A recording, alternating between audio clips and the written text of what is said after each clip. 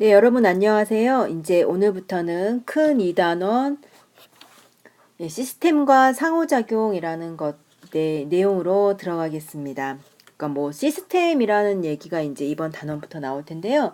시스템이라고 하는 건 체계라고 생각을 하면 될 것 같아요. 뭐 예를 들어 이제 여러 가지 것들이 있는데 그 여러 가지 것들이 서로 계속 상호작용을 하면서 어떤 체계를 계속 유지하고 있다. 그러면 이제 그런 것을 다 시스템이라고 얘기를 할 거고요. 이제 우리 1학년 통합과학에는 역학적 시스템, 그러니까 힘에 의해서 유지되는 시스템, 그 다음에 뭐 지구 시스템, 그러니까 이제 지구, 뭐 땅, 지각, 그 다음에 뭐 바다, 뭐 이런 것들이 다 또 일정한 체계를 이루면서 지구가 이제 유지되어 가고 있죠. 그래서 지구 시스템, 그 다음에 세 번째 생명 시스템에서 생명체도 어쨌든 일정한 질서를 이루면서 체계를 이루고 있으니까요. 이런 것들에 대해서 하게 될 거고요. 예, 오늘은 그 첫 시간으로 역학적 시스템, 그러니까 힘에 의해서 이제 유지되는 그런 체계에 대해서 얘기할 거고요. 그 첫 번째가 바로 그 힘 중에서도 이제 가장 많이 지구와 뭐 천체, 그 다음에 그 안에 있는 자연계에도 영향을 끼치는 그 중력에 의해서 이제 어떤 시스템이 어떤 질서 체계가 유지되고 있는지에 대한 이야기를 해보겠습니다. 예, 교과서는 이제 90페이지를 펴시고요. 지금부터 시작하겠습니다. 이제 우리가 이 단원에서 주로 공부할 내용들에 대해서 한번 먼저 살펴볼 텐데요. 이번에는 중력. 예, 이 단원에서는 중력이란 무엇인지 그 중력의 특징에 대한 얘기를 할 것이고요. 그 다음에 이제 이런 중력에 의해서 지구상에서 자유 낙하, 그냥 이제 가만히 놔두었을 때 아래로 떨어지는 그러한 자유 낙하 운동과 수평 방향으로 이제 물체를 던졌을 때 그런 물체가 어떻게 운동하는지 살펴볼 것이고요. 이렇게 살펴본 후에 그래서 지구에서 중력이 얼마나 중요한가 이제 그 영향에 대한 이야기들을 해보도록 하겠습니다. 예, 그 첫 번째 내용으로 여러분들이 뭐 굉장히 잘 알고 있는 뉴턴처럼 한번 생각을 한번 해본 거예요. 예, 뉴턴은 사과를 가만히 녹으면 사과는 지구 중심을 향해 떨어지죠. 그것은 바로 이제 지구 위에 사과가 놓여 있으면 지구가 사과를 잡아당기는 어떤 중력이라고 하는 힘이 작용을 하기 때문입니다. 이때 가만히 놓든가 아니면 좀 던지든가 아니면 세게 던지든가 어쨌든 일정한 수평 방향으로 움직인 다음에 이제 아래로 어쨌든 떨어지게 될 텐데요. 이거를 이제 확대시켜서 지구 전체적으로 확대시켜 보는 겁니다. 네. 그래서 이제 이거를 지구 전체적으로 확대시켜 보는 것처럼 산꼭대기에서 대표화를 바로 아래로 떨어뜨리는 거랑 이렇게 쏘는 거랑 점점 세게 쏘면 이제 그 대포알은 어떻게 될 것인가 하고 한번 생각을 해보는 거죠. 이게 이제 뉴턴이 얘기한 사고 실험입니다. 이게 어떻게 될까요? 뭐 여러분들이 한번 자유롭게 그려보고요. 그 정답이라고 할까? 뉴턴의 진짜 생각은 이 단원이 끝날 때쯤에 우리는 밝혀보도록 할 겁니다.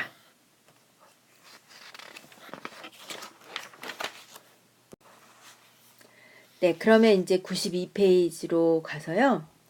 예, 이제 본격적으로 역학적 시스템에 대한 이야기를 해보도록 하겠습니다.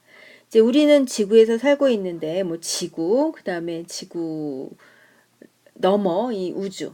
어쨌든 우리가 살고 있는 세상은요, 끊임없이 이제 변화가 일어나고 있는데, 그러면서도 그 세상을 이루는 여러 가지 것들이 서로 상호작용하면서 계속 지속성을 유지하는 어떤 시스템으로 이루어져 있습니다. 이때 그 시스템 중에서도 특히 자연에 존재하는 여러 가지 힘들이요. 물체들 사이에서 상호작용하면서 서로 작용하면서 어떠한 일정한 질서를 유지하는 이런 운동체계, 즉 힘에 의해서 상호작용하면서 이제 진행되는 어떠한 체계를 우리는 그 역학적 시스템이라고 얘기를 합니다. 즉 힘에 의해서 힘에 의한 운동, 그리고 그것들 사이에 어떠한 작용 이런 것들로 설명하는 체계를 바로 역학적 시스템이라고 얘기를 하게 되는 거죠. 네, 이러한 역학적 시스템은 바로 중요한 게 힘이기 때문에요. 우리 중학교 때 배웠던 힘에 대한 이야기들을 한번 해보도록 합시다. 일단 뭐 다 알겠지만요. 힘이란 물체에 작용해서 물체의 모양이나 운동 상태를 변화시키는 원인이라고 얘기를 합니다. 예를 들어 찰흙에 힘을 가하면 찰흙이 찌그러지거나 하겠죠. 그래서 이제 모양이 변하는 경우가 있고요. 그 다음에 이제 운동 상태가 변화하는 경우가 있습니다. 뭐 축구공을 앞으로 뻥 하고 차면 축구공에 힘이 작용하여 앞으로 움직이게 날아가게 되겠죠. 이런처럼 운동 상태를 변화시키는 원인, 이것이 바로 힘입니다. 이때 힘이 크게 작용하면 물체의 모양이 크게 변하고요. 또 운동 상태가 크게 변하게 되겠죠. 예, 힘을 표시하는 혹은 뭐 힘이 작용하려면 이제 3요소라는 게 있는데요. 이 3요소는 크기, 방향, 작용점입니다. 그래서 이제 요거를 보통 화살표로 표시를 하게 되죠. 작용점. 바로 요 지점에 작용을 했다. 그리고 어떤 방향으로 작용했느냐, 그걸 화살표로 쓰고요.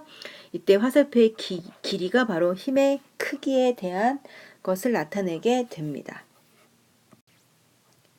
예, 그러면 이제 우리 주변을 둘러싸고 있는 힘에는 어떤 종류가 있을까요? 뭐 다 알다시피 전기력이라고 하는 거 있죠. 예, 서로 다른 전하, 즉 플러스 전기와 마이너스 전기 사이에 작용하는 힘으로 같은 종류 사이에는 서로 밀어내는 힘, 그 다음에 서로 다른 전기 사이에는 예, 서로 잡아당기는 이런 힘이 작용을 하고 있습니다. 뭐 여러분들이 일상생활에서 느끼는 정전기가 나서 머리카락이 뭐 어디 옷을 입는데 머리카락이 달라붙어요. 이런 거 바로 전기력. 그 다음에 하늘에서 번개가 빵 하고 칩니다. 이런 것도 바로 전기력에 의해서 나타나는 현상이라고 할 수 있겠죠. 그 다음에 이제 자기력은 자석이요. 뭐 다 알고 있는 자석, 그 다음에 자성을 혹은 자석을 띠고 있는 그런 물체 사이에 작용을 하는 힘으로 예, 같은 이거 역시 뭐 N극, S극, 그래서 N극과 N극, S극과 X극 사이에는 서로 밀어내는 힘.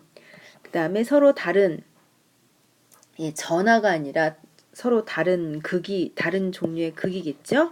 예, N극과 S 사이에는 서로 잡아당기는 그런 힘이 작용합니다. 그 다음에 이제 탄성력이라고 하는 건 여러분 뭐 탄성이라고 하는 거 알고 있을 겁니다. 탄성이라고 하는 거는 이제 어떤 물체에 힘을 가했을 때요. 그럼 이제 그 물체의 모양이 바뀔 거란 말이에요. 그 변형된 물체.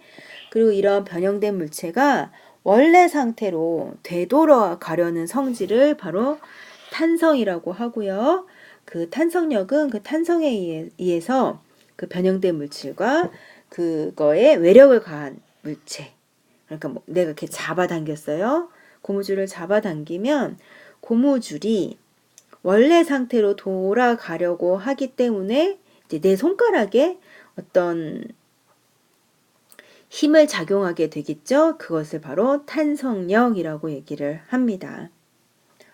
예, 뭐 고무줄을 잡아당겼을 때 내가 손가락으로 느끼는 이러한 힘이요. 이런 거 바로 탄성력이라고 하고 뭐 장대 높이 뛰기를 하면 장대가 약간 휘어지겠죠. 그 탄성력에 의해서 그 선수가 바로 어떤 높은 장애물을 뛰어넘을 수 있습니다. 뭐 이런 것들이 바로 탄성력입니다. 그 다음에 마찰력은 예, 물체와 접촉하고 있을 때 그 물체와 접촉면 사이에서 물체의 운동을 방해하려는 힘, 이것을 바로 예, 마찰력이라고 얘기를 합니다. 예, 여기 이제 교과서에도 있는 그림인데요. 우리 주변에 작용하는 여러 가지 힘들을 그려놨네요. 예, 스카이 다이버가 비행기에서 떨어집니다. 아래 방향으로. 떨어지는 이유는 바로 지구가 잡아당기는 중력 때문이고요. 그 다음에 장대 높이 뛰기 선수가 이게 장대 높이 이 장대에 작용하는 탄성력에 의해서 넘어갈 수 있죠. 그 다음에 이 풍선과 머리카락 사이에 서로 잡아당기는 전기력이 작용을 해서 머리카락이 이렇게 달라붙습니다. 그 다음에 우리가 땅바닥에 발을 디딜 때 앞으로 전진할 수 있는 이유는 예, 이 발바닥과 땅바닥 사이에 마찰력이 작용을 하기 때문이죠. 그 다음에 냉장고 자석이요. 이거는 냉장고의 자석과 냉장고 표면이 서로 잡아당기는 자기력이 작용을 하고 있기 때문입니다. 이처럼 우리 주변에는 굉장히 여러 가지 힘들이 작용을 하고 있습니다. 그 중에서도 중력은요, 지구 시스템 및 주변의 천체의 운동에 이제 굉장히 중요한 역할을 하고 있는 힘입니다. 예, 우리가 보통 중력이라고 하면 지구가 물체를 잡아당기는 힘을 보통 많이 생각을 하죠. 그런데 이제 원래 중력이란 질량이 있는 모든 물체 사이에 서로 잡아당기는 힘을 바로 중력이라고 합니다. 다들 알겠지만 뉴턴이 얘기한 만유인력, 이게 바로 중력입니다. 그러니까 만물 사이에는 서로 이렇게 잡아당기는 힘이 작용을 하고 있는 거죠. 그러니까 A와 B라는 물체가 있습니다. 그러면 B는 A를 잡아당기고요.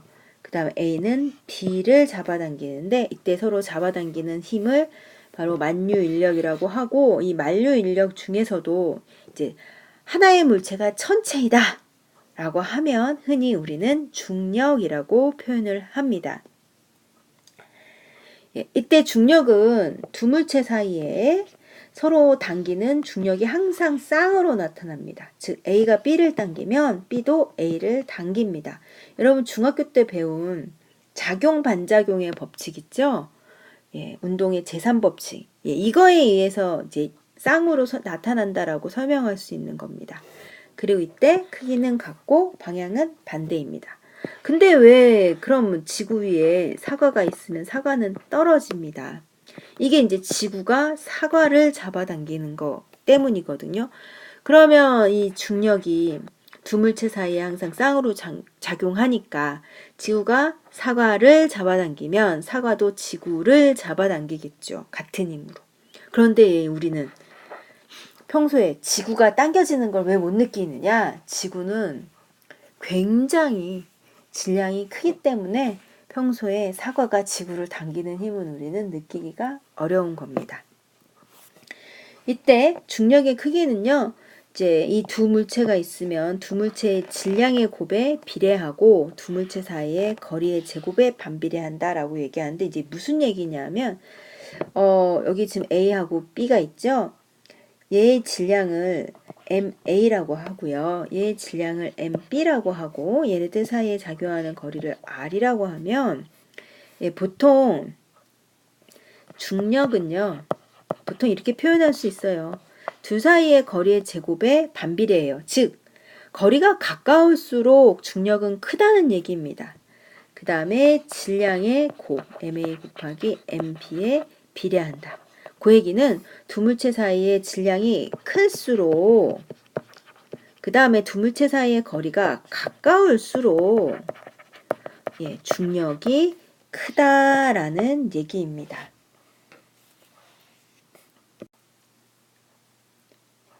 그리고 또 다른 중력의 특징을 본다면요.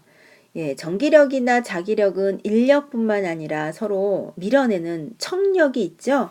그런데 중력에서는 인력만 작용합니다. 서로 잡아당기는 인력만 작용을 하고, 이 중력은 서로 붙어있는 물체 뿐만 아니라 서로 멀리 떨어져 있는 물체 사이에도 작용을 합니다. 예를 들어 태양이 있습니다. 그 다음에 태양 둘레에 지구가 있습니다.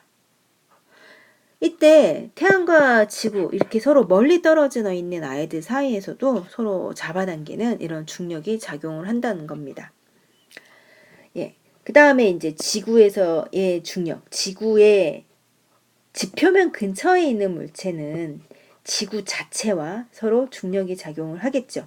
근데 지구 지표면 근처에 있는 물체의 질량이 지구처럼 크지 않기 때문에 사실 그 물체가 지구를 잡아당기는 힘은 느낄 수가 없고요. 보통 그 근처에 있는 물체만 지구를 그러니까 그 물체만 지구에 당겨지는 중력을 우리는 느끼게 되는데, 이때 지구 중력의 방향은 지구 중심, 어느 쪽에 서 있든 간에, 여기 서 있든 간에 지구 중심을 향하는 방향이 바로 지구에서 중력의 방향이고요.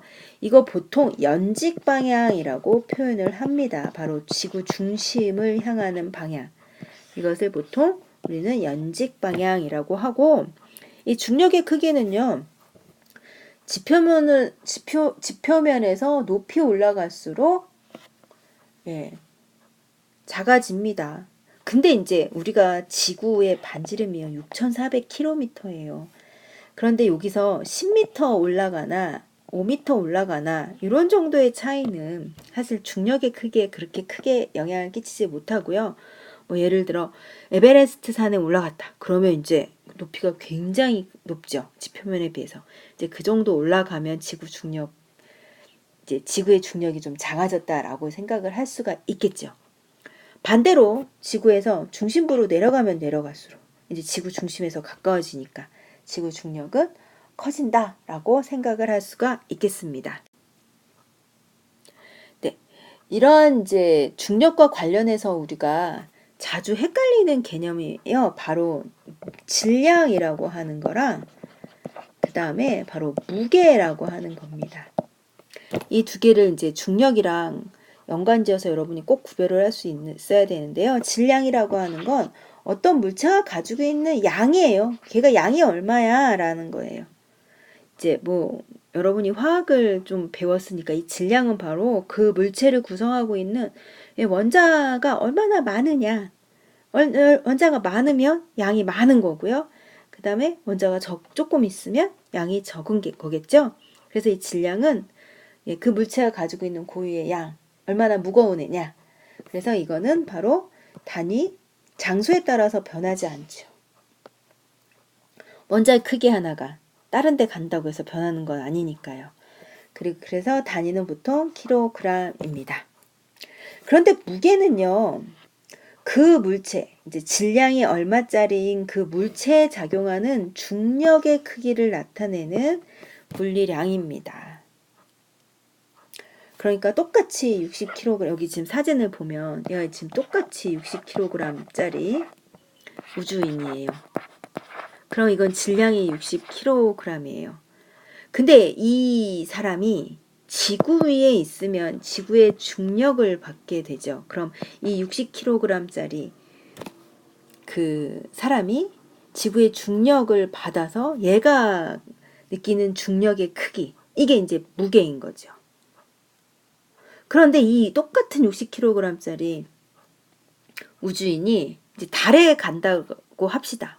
그럼 달에서 느끼는 중력의 크기는 달하고 지구하고 크기가 다르니까요. 중력의 크기가 다르겠죠. 그러면 이제 무게가 달라진다는 겁니다.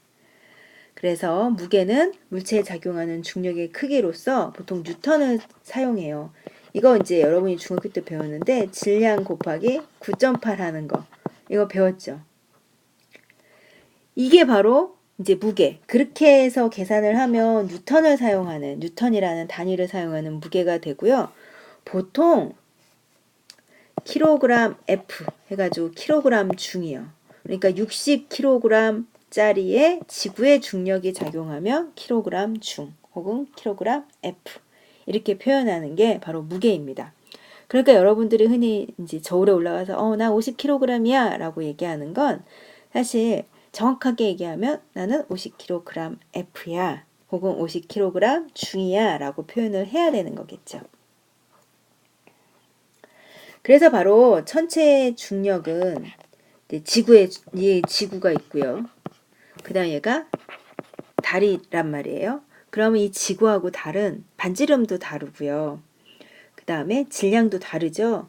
그렇기 때문에 지구에서의 중력과 그 다음에 달에서의 중력의 크기가 서로 다릅니다.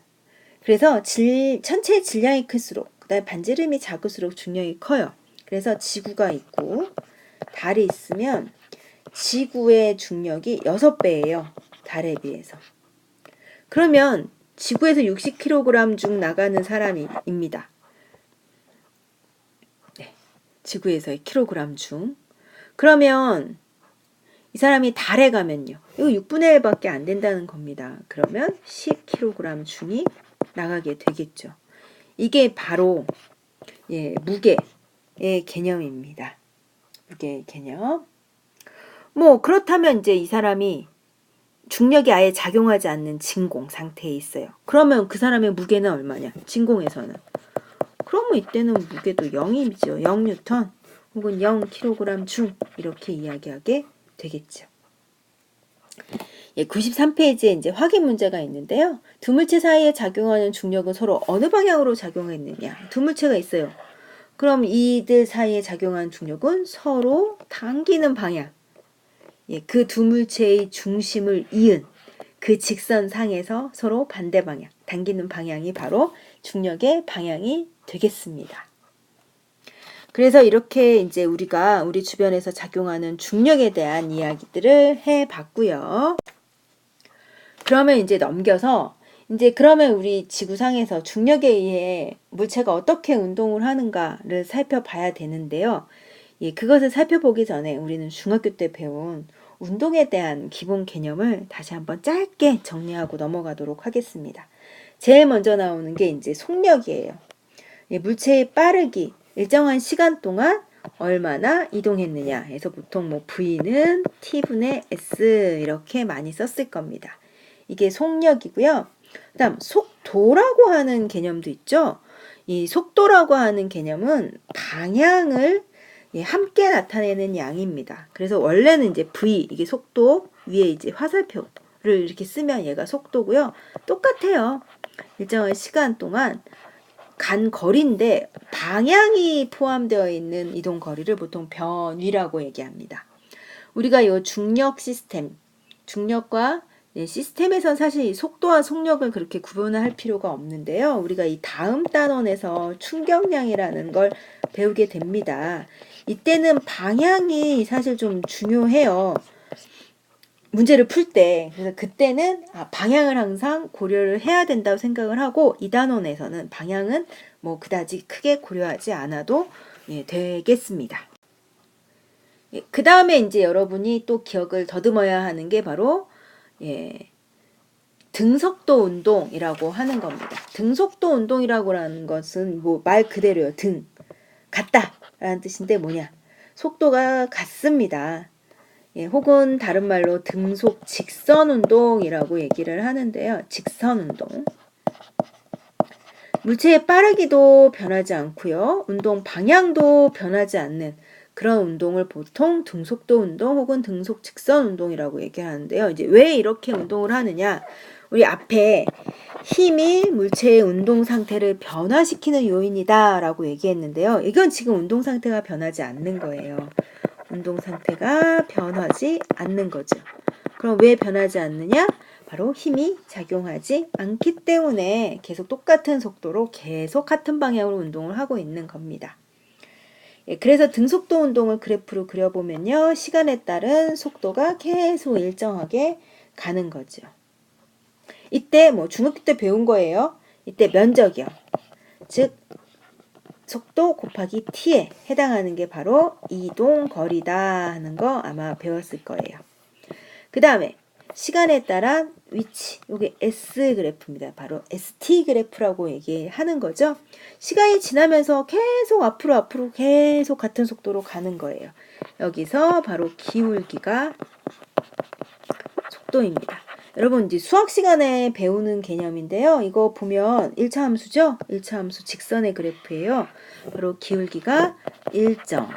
그래서 이렇게 1차 함수 꼴로 직선의 그래프로 나오면 기울기가 일정한 등속도 운동이구나. 이렇게 여러분들이 기억했었을 겁니다. 중학교 때. 그 다음에 나오는 개념이 바로 가속도입니다. 가속도는 물체의 속도가 시간에 따라 변해요. 그러니까 처음에는 1m/s로 가다가 그 다음 2m/s로 가다가 다시 3m/s로 가다가 다시 1m/s로 가요. 시간에 따라 이동한 거리, 즉 속도가 계속 변하죠. 그것을 바로 가속도라고 얘기합니다. 여러분 뭐 자동차에서 가속 페달을 밟았다. 바로 속도를 증가시키는 페달을 밟았다라고 하는 거고 보통 가속도는 A로 씁니다. 그래서 A는 일정한 시간 동안, 즉 델타 T, 시간이 지나는 동안에 속도가 얼마나 변했느냐. 그래서 바로 델타 T분의 델타 V. 혹은 일정한 시간 델타 또 t에서 나중 속도 빼기 처음 속도, 이게 바로 가속도입니다. 이때 등가속도 운동이라고 한다면 가속도가 일정해요. 즉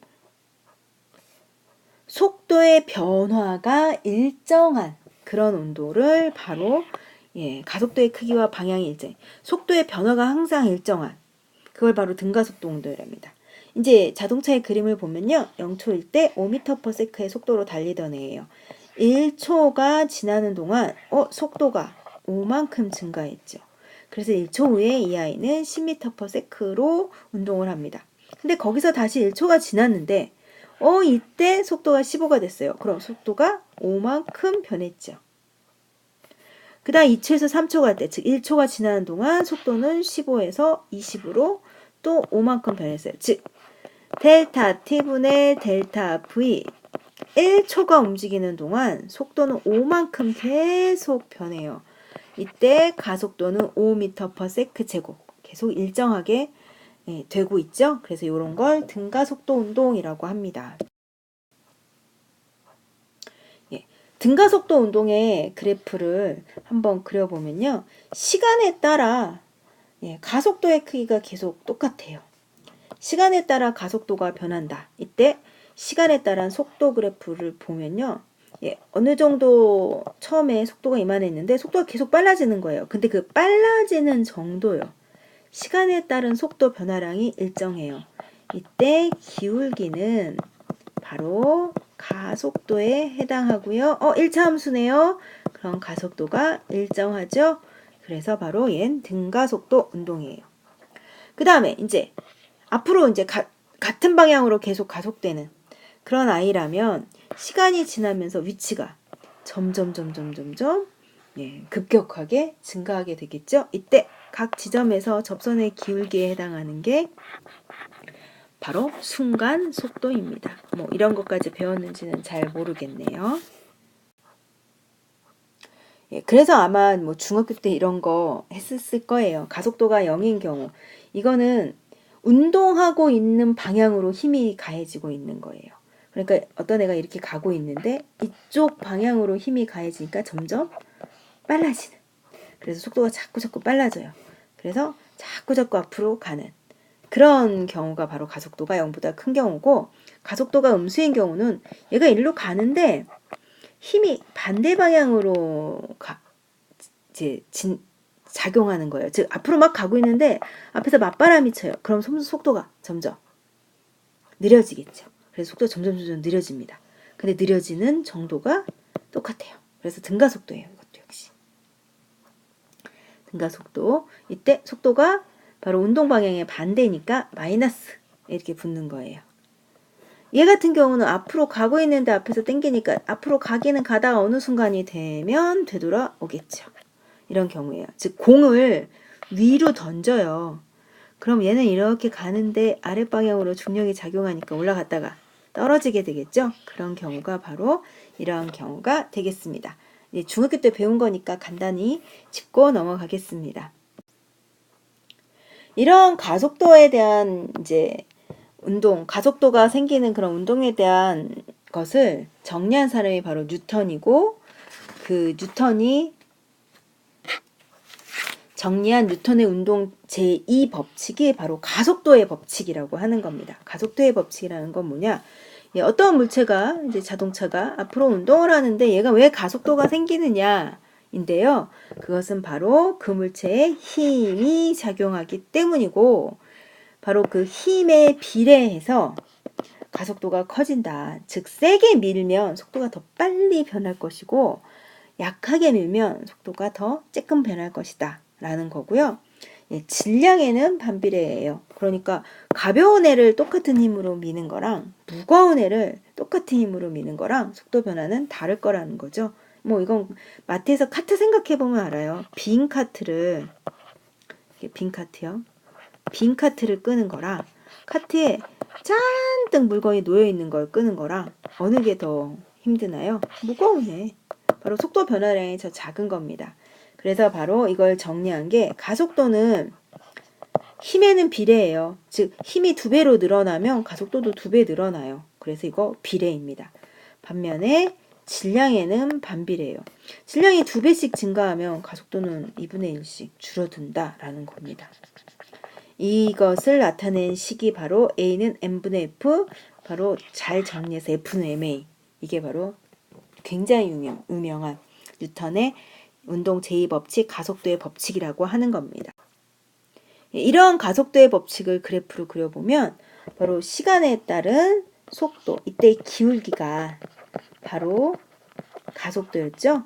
그러니까 힘이 세면 셀수록 기울기가 가팔라요. 그 얘기는 가속도가 커진다라는 겁니다. 그래서 힘이 커질수록 가속도도 증가, 비례.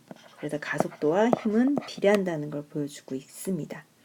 반면에 일정한 시간 동안 속도가 어떻게 변하는가 봤는데 질량이 M이네랑 질량이 크면 클수록 점점 줄어들게 되죠.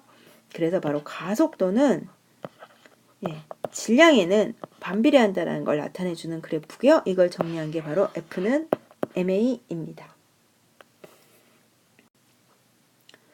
그리고 이때 이런 중력에 의해서 등가속도 운동을 하는데 지표면 근처에서 지구가 있고요. 지표면 근처에 어떤 물체가 있어요. 그것이 중력을 받아서 중력의 아랫방향으로, 중력 방향, 그러니까 즉 지구의 중심, 연직 방향으로 운동을 하면 그 운동도 우리는 등가속도 운동이 됩니다. 중력을 받아서 점점 얘가 빨라질 테니까요. 이때 중력을 받아서 운동하는 물체가 가지게 되는 가속도를 특히 중력 가속도라고 얘기를 합니다. 그리고 이 중력 가속도는요, 이 숫자 여러분 잘 아는 숫자입니다. 바로 9.8m/s 제곱이라고 하는 거고요. 이건 무슨 이야기냐 하면 중력을 받는 물체는 바로 지구의 중심 방향으로 1초당 속도가 9.8m/s씩 변한다는 겁니다. 즉 0초 때 9.8m/s로 떨어지는 아이가 있다. 그럼 1초 후에는 여기서 9.8m/s만큼 속도가 증가해 있다는 얘기고요. 여기서 중요한 거예요. 중력 가속도는 물체의 질량과는 상관이 없습니다. 이거는 이제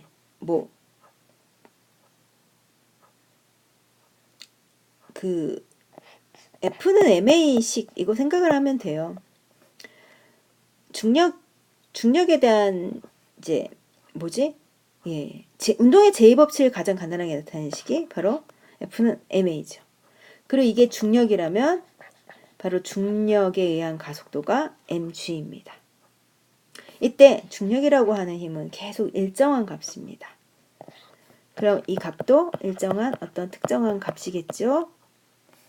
그리고 중력에 의해서 떨어지면서 물체의 질량이 변하진 않아요. 그러니까 질량은 지워지게 되겠고 이때 가속도가 바로 중력 가속도 g. 그 다음에 이제 요거는 실제로 계산해 볼 수가 있는데요.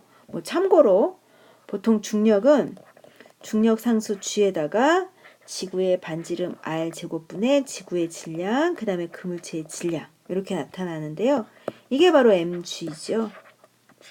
그러면 물체의 질량 g는 지워지게 되니까 바로 중력 가속도는 지구의 반지름, 지구의 질량, 그 다음에 상수 이렇게 곱한 값이 바로 9.8m/s 제곱이라고 얘기를 할 수가 있습니다. 이처럼 우리가 이제 뉴턴이 얘기한 운동 제2법칙, 그 다음에 힘과 속도에 대한 가속도에 대한 중학교 때 배운 내용들을 정리를 해봤는데요.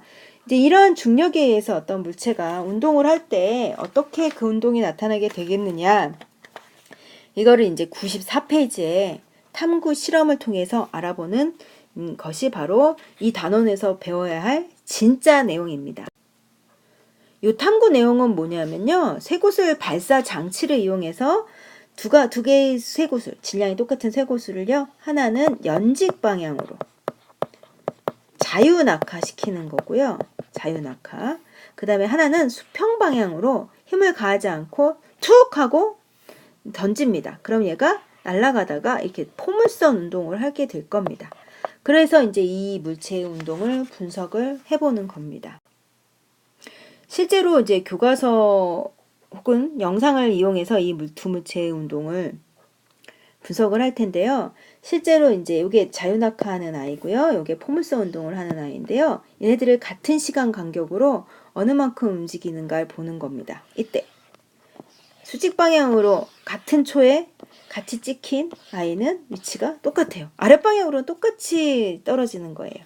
그런데 연직 방향으로 떨어진 A는 그냥 아랫방향으로만 가고 B는 수평 방향, 던진 방향으로 앞으로 이동을 하면서 아래로 떨어지는 걸 볼 수가 있습니다.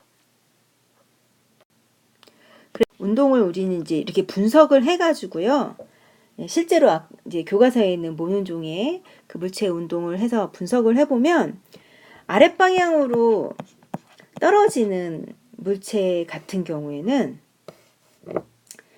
0.1초마다 위치가 이렇게 변합니다. 그 다음에 수평 방향으로 던진 아이는 아랫방향으로는 그냥 자유낙하는 애랑 똑같이 움직이죠. 그 다음에 수평 방향으로는 어느 정도 움직임이 있는 걸 볼 수. 이 운동의 속도를 한번 계산을 해보면요. 자유낙하하고 있는 쇠구슬 같은 경우는 처음에 0.1초, 그 다음 0.1초, 그 다음 0.1초, 그 다음 0.1초, 그 다음 0.1초마다 속도가 보니까 어때요? 속도가 1m/s, 1m/s, 1m/s, 1m/s씩 일정하게 증가하고 있습니다. 즉 이게 어떤 운동을 한다는 거냐면 등가속도 운동을 하고 있습니다. 반면에 수평으로 이렇게 던진 쇠구슬은요. 운동을 두 가지로 분석을 할 수 있어요. 하나는 아랫방향으로, 연직 방향으로의 운동입니다. 이거는 계산을 해보니까 아까 자유낙하하는 아이랑 똑같이 등가속도 운동을 하고 있는 걸 볼 수가 있습니다. 그 다음에 수평 방향으로의 운동은 매초 속도가 같습니다. 즉 등속도 운동을 하고 있는 걸 볼 수가 있습니다. 네, 나중에 살펴보고요. 요거는 보고 이제 이러한 실험을 통해서 이제 우리가 알 수 있는 내용이 바로 96페이지에 잘 정리가 되어 있는데요. 이제 바로 자유낙하를 하는 물체 같은 경우는요. 그러니까 가만히 놓은 겁니다. 이렇게 던지는 게 아니라요. 지표면에서 일정 높이의 물체를 올려놓고 얘를 가만히 떨어뜨렸을 때 이때의 운동을 자유낙하라고 하는데 이때 이제 어떤 물체가 자유낙하하면 그 물체에는 중력만 작용을 하고 있습니다. 이때 중력의 크기는 계속 방향과 크기가 일정하니까 힘이 일정하게 작용을 하면 바로 힘이 있으면 가속도가 생기는 거고요. 가속도가 일정한 등가속도 운동을 하게 됩니다. 등가속도 운동. 그래서 자유낙하 운동은 바로 등가속도 운동입니다. 그리고 이때 중력에 의해서 생기는 가속도는 바로 중력가속도요. 중력가속도 혹시 크기 기억나나요? 9.8m/s 제곱. 즉 1초마다 9.8m/s의 속도가 증가하는 그런 운동을 하게 됩니다. 그래서 처음에 이제 놓기 직전에는 속도가 0이었어요. 근데 1초가 지나면 속도가 9.8로 늘어나 있죠. 거기서 다시 1초가 지났더니 속도가 19.6으로 즉 얼마만큼? 9.8만큼 늘어났어요. 거기서 또 1초가 지났더니 여기서 또 속도가 9.8 그래서 29.4가 됐어요. 이처럼 중력가 속도 g만큼씩 속도가 증가하는 자유낙하 운동은 아랫방향으로 등가속도 운동을 합니다. 이때 여기는 나오지 않지만 중력가 속도는 아까 물체의 질량과 상관이 없다 그랬죠. 그래서 공기 저항이 무시된다면 같은 방향에서 동시에 자유낙하시키는 모든 물체는 질량에 관계없이 동시에 도달합니다. 그래서 이 오른쪽 그림을 보면요. 아주 가벼운 깃털하고요. 아주 무거운 쇠구슬을 동시에 떨어뜨립니다. 이때는 중력만 작용하니까 이때 동시에 바닥에 떨어지는 걸 볼 수가 있습니다.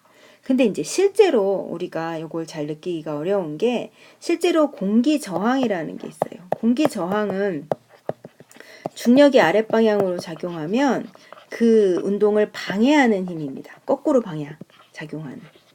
이때 이런 공기 저항은 면적이 넓으면, 예를 들어 종이를 이렇게 펴서 아랫방향으로 떨어뜨리면 얘가 이렇게 날아가다가 이렇게 날아가다 떨어지겠죠. 근데 똑같은 종이를 꾸겨갖고 쬐까맣게 공처럼 만들어요. 그러면 저항이 작아요. 이런 것처럼 저항이 고려된다면 쇠구슬이 당연히 먼저 떨어질 겁니다. 반면에 수평 방향으로 던진 물체는요, 두 개의 방향의 운동으로 우리 나눠볼 수 있어요. 얘는 이제 수평 방향으로 이렇게 던지면 얘가 이렇게 앞으로 가면서 이렇게 떨어지게 되는 이러한 포물선 운동을 하게 되는데요. 이러한 포물선 운동은 이렇게 앞으로 날아가면서 떨어지니까 아랫방향으로 어떻게 운동하느냐, 바로 연직 방향으로의 운동. 그 다음에 얘가 앞쪽 면으로 더 움직여서 떨어지게 되죠. 그래서 수평 방향으로의 운동으로 이렇게 나눠서 생각을 해볼 수가 있습니다. 이때 수평 방향으로 이렇게 물체를 이렇게 던졌어요. 그냥 툭 쐈어요. 그러면 수평 방향으로는 힘이 작용을 하지 않죠. 힘이 없으면 바로 가속도가 안 생겨요. 그래서 바로 등속도 운동을 하게 됩니다. 그래서 수평 방향으로는 힘이 작용하지 않기 때문에 등속도 운동을 하고 바로 일정한 속도로 움직여 가는 거죠. 반면에 아랫방향, 연직 방향으로는 중력만 작용해요. 힘이 일정해요. 힘이 일정하면 일정한 가속도가 있어서 등가속도 운동을 하게 되죠. 그리고 그때의 힘이 중력이기 때문에 이때 가속도는 중력 가속도. 그래서 얘 연직 방향으로는 중력이 작용해서 자유낙하하는 아이랑 똑같이 바로 등가속도 운동을 하게 됩니다. 그래서 시간에 비례해서, 즉 1초당 얼마씩 9.8m/s씩 속도가 증가하는 그런 운동을 하는 걸 볼 수가 있습니다. 그래서 이게 실제로 두 개의 빨간 공하고 노란 공을요, 0.1초 간격으로 사진을 찍는 거예요. 이때 어때요? 연직 방향으로. 같은 시간에 같은 곳에서 같은 높이, 같은 위치에서 사진이 찍히는 걸 볼 수가 있습니다. 둘 다 연직 방향으로는 중력에 의한 등가속도 운동을 하기 때문입니다. 그래서 이렇게 수평 방향으로 던진 애는 중력이 작용하는 연직은 바로 등가속도 운동. 그 다음에 수평 방향은 힘이 어때요? 같은 시간 동안 똑같이 움직였죠? 그래서 힘이 없으니까 바로 등속도 운동을 한다라는 걸 알 수가 있습니다. 그럼 여기서 이제 뉴턴의 앞에서 우리가 해봤던 사고 실험을 한번 해보는 게 필요합니다. 방금 수평으로 던진 물체의 운동을 한번 생각해 봅시다. 그러면 이제 수평으로 물체를 던지면 처음에 이제 얘가 이렇게 가잖아요. 이때 처음에 속도가 어떠냐에 따라서 등속도 운동을 해서 앞으로 이동한 거리가 달라지겠죠. 그냥 수평 방향으로 속도가 없으면 이렇게 떨어질 거고요. 속도가 빠르면 조금 가다가 이렇게, 더 빠르면 이렇게, 더 빠르면 이렇게 얘가 점점 가게 될 거라는 거예요. 그래서 지구 위에서 어떤 애를 던지면 이렇게 얘가 가다가 어느 속도 이상으로 가면 얘가 땅에 떨어지지 않고 계속 돌아갈 것이다 라고 뉴턴은 생각을 했습니다. 그게 바로 뉴턴이 생각한 사고 실험이에요. 이것과 같은 원리로 바로 지구 둘레를 돌고 있는 달 혹은 인공위성이 왜 떨어지지 않느냐, 바로 떨어지지 않는 만큼의 속도로 얘가 돌고 있기 때문이다라는 겁니다. 요거를 그림으로 한번 살펴보면요, 다음과 같습니다. 얘를 이제 어떤 물체가 수평 방향으로 힘이 작용하지 않으면 자유낙하하죠. 그런데 수평 방향으로 이제 속도를 가해서 던지면 속도가 빠를수록 이동 거리가 점점점 더 길어집니다. 그래서 어느 정도 속도 이상으로 던지면 얘가 땅에 떨어지지 않아요. 이제 그게 무슨 얘기냐면 그러니까 이 그림을 보면요, 실제로 지구가 1초당 5m가 떨어진대요. 그러니까 중력에 의해서 연직 방향으로 운동을 하면. 근데 어떤 물체를 8km/s로 던지면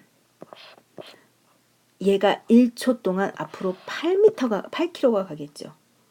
그리고 1초 동안 아랫방향으로는 1초 동안 5m를 갈 거고 1초 동안 8km/s로 수평방향으로 던지면 1초 동안 이렇게 가다 떨어져서 이쪽으로는 8km를 갈 거란 말이에요. 그런데 지구가 둥글잖아요. 지구의 둥근 곡률이요.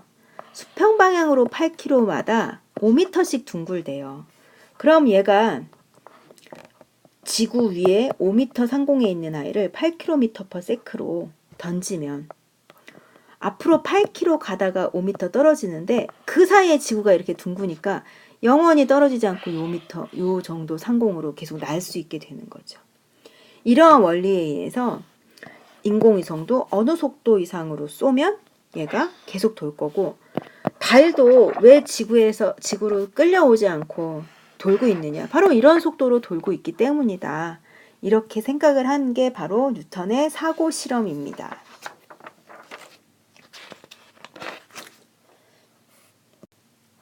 이처럼 중력에 의해서 지구상의 물체, 그 다음에 천체, 달이나 인공위성의 운동까지 우리가 생각을 해봤습니다. 그럼 이런 중력이 지구에서 자연 현상에는 어떤 영향을 끼치지도 않느냐? 바로 96쪽에 중력이 물체의 운동에 영향을 주는 것뿐만이 아니라 지구 전체 시스템이나 생명의 시스템에도 영향을 주는 것들에 대해서 한번 살펴보는 얘기가 나오고 있습니다. 그 탐구에 보면요, 밀물과 썰물, 그 다음에 높은 산 오를 때 산소통 메고 오르는 거, 그 다음에 기린이 다른 동물에 비해서 심장이 크고 혈압이 높은 것, 그 다음에 민들레의 씨가 이제 깃털이 되게 많은 아이가 있잖아요. 이런 거가 중력하고 영향이 있을까 한번 살펴보자는 건데요. 결론으로 얘기를 하면 다 영향이 있습니다. 밀물과 썰물도 바로 중력으로 설명을 하죠. 여기서는 밀물, 썰물을 공부한 단원이 아니니까요. 그 원리에 대해서 자세히 알지는 않아도 됩니다. 그 다음에 이제 기압이라고 하는 게 공기가 나타내는 압력이죠. 이때 지구 지표면에서 높이 올라갈수록 바로 기압이 낮아지기 때문에 산소가 부족하죠. 그래서 높은 산을 올라가는 등산하는 사람들은 산소통을 메고 갑니다. 그 다음에 이제 기린은 다른 육상 동물에 비해서 목이 기니까 그러니까 심장이 이렇게 목이 이렇게 있으면 심장이 아랫방향에 있단 말이에요.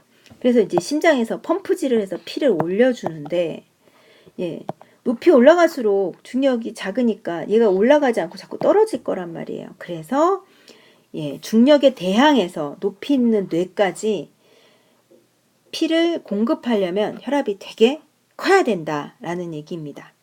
그 다음에 민들레 씨에는 털이 달려 있는데요. 그 털을 갓털이라 그런대요. 그런데 이 갓털이 없다면 얘가 중력을 받아서 그냥 뚝 떨어질 거란 말이에요. 근데 이 털이 있어서 바로 바람을 타고 멀리까지 이동을 할 수 있게 해줍니다. 이처럼 우리 주변에 있는 자연 현상과 관련된 것들을 중력으로 설명을 할 수가 있습니다. 그 밖에 여러 가지 것들이요. 중력은 대기의 구성 성분, 그 다음에 대류 현상, 기상 현상과 같은 것들을 다 설명할 수 있습니다. 그러니까 왜 지구 대기에는 수소나 헬륨 같은 애는 없을까 하는 건데요. 그거는 수소나 헬륨이 진짜 가볍고, 그 다음에 산소나 질소는 이제 무거운 기체인데, 지구가 사실 우리가 보기에는 되게 큰 천체지만 사실 지구는 되게 큰 애가 아니에요. 그래서 지구의 중력이 그렇게 크지가 않아요. 그래서 가벼운 애까지 잡아놓을 수는 없었어요. 지구 이제 생성 초기에. 그래서 가벼운 아이들은 다 날아가고 무거운 아이만 남아서 지구의 대기는 무거운 기체가 만들게 되었다라는 거고요. 그 다음에 이제 밀도 차이라는 게 부피분의 질량인데, 밀도가 큰 애는 상대적으로 중력이 크니까요. 자꾸 밑으로 떨어지려고 그래요. 그 다음에 밀도가 작은 애는 상대적으로 중력이 작으니까 위로 올라갈 수 있겠죠. 그러니까 이제 밀도, 바로 중력의 차이 때문에 공기와 바닷물 같은 아이가 대류 현상이 일어나게 됩니다. 그 다음에 이제 뭐 구름에서 물방울이 생기면 그 물방울은 질량이 크니까 중력이 크겠죠. 그러니까 이제 무거워서 떨어지는 겁니다. 그래서 비와 눈이 이제 떨어진다라는 거죠. 그 다음에 생명체의 몸 구조나 생활 방식 같은 것도 바로 중력의 영향을 받습니다. 예, 과거에 생명체가 바다에서 탄생한 건 알죠. 그런 아이들이 이제 육상으로 진출을 하면 예, 중력을 견뎌야 돼요. 그렇기 때문에 몸의 구조. 그래서 육상 생물들은 다리가 튼튼한 뭐 이런 구조를 많이 가지게 됐죠. 그 다음에 식물도 뿌리를 중력에 의해서 땅속으로 뻗어서 몸을 지지하고 있는 이런 형태를 가지게 된 겁니다. 예, 뭐 99페이지 보면 달에는 대기가 없다. 그러니까 지구랑 사실 달이랑 태양계에서 사실 위치가 되게 비슷하잖아요. 위치가 비슷하면 대기의 구성 성분도 비슷해야 될 텐데 왜 도대체 달에는 대기가 없느냐 하는 건데, 달은 지구보다 크기가 더 작으니까 중력이 더 작겠죠. 그래서 산소나 질소도 묶어 놓을 수 없었다. 이렇게 생각을 하면 되겠습니다. 예, 이렇게 해서 우리 99페이지까지 중력에 의한 역학적 시스템에 대해서 공부를 했는데요. 중학교 때 배운 내용도 많이 나오고, 사실 뭐 설명을 들을 때는 설명을 듣는 거는 어렵지 않았을 거예요. 근데 실제로 문제를 풀다 보면 계산하는 문제들도 이제 많이 나오게 될 겁니다. 그래서 그런 연습은 나중에 수업을 하면서 또 많이 해보도록 하고요. 요 내용은 중학교 때 배운 내용들을 반드시 기억을 하고 있길 바라면서 오늘 수업은 이것으로 마치겠습니다. 여러분 수고하셨습니다.